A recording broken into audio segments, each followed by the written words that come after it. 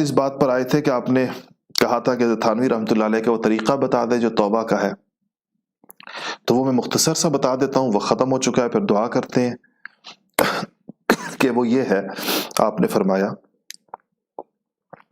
بہت اہتمام سے کہا کہ میں ایک بات بتا رہا ہوں، اس کا بہت زیادہ اس کو آپ چھوٹا مت سمجھیں. کہا کہ انسان سے توبہ کرتا ہے، بار بار توبہ ٹوٹ جاتی ہے، ہر انسان کا یہ معاملہ ہے. توبہ شکستہ پیالوں کا ایک ڈھیر لگایا ہر انسان کے کنارے،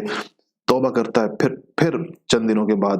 وہ ٹوٹ جاتی ہے، پھر توبہ کرتا ہے، پھر ٹوٹ جاتی ہے، پھر ارادہ کرتا ہے اب یہ گناہ نہیں کروں گا، پھر ہو جاتا ہے، پھر زبان کا طے کرتا ہے بہت کنٹرول کروں گا، پھر چل پڑتی ہے، آنکھ طے کرتا ہے کہ بہت احتیاط سے استعمال کروں گا، پھر غلط استعمال ہو جاتی ہے.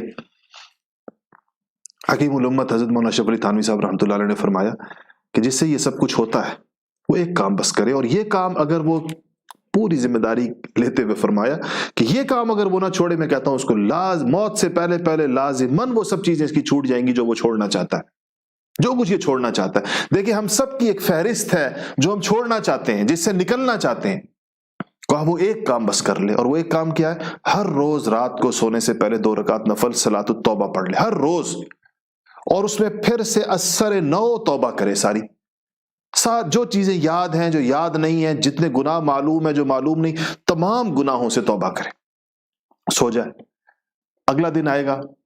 پھر کچھ اسے گناہ ہو جائیں گے، اور وہ رات جن سے توبہ کیے ہو سکتا ہے ان میں سے پھر دوبارہ کچھ ہو جائیں. کہا کہ اس سے مایوس نہ ہو، رات کو پھر ایک دفعہ یہ نفل پڑھے،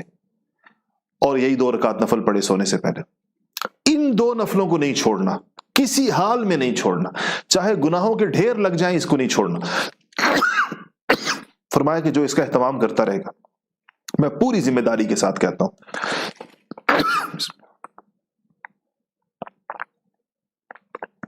کہ اس کو موت سے پہلے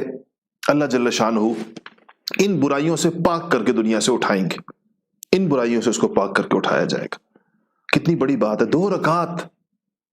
رکعت نماز، 3-4 منٹ 5 منٹ سے زیادہ بڑی بات نہیں. 5 منٹ ہم اللہ کو نہ دے سکیں اتنی بڑی بڑی چیزوں کو اپنے آپ سے دور کرنے کے لیے، تو اس کا ہم آج سے اہتمام شروع کرتے ہیں.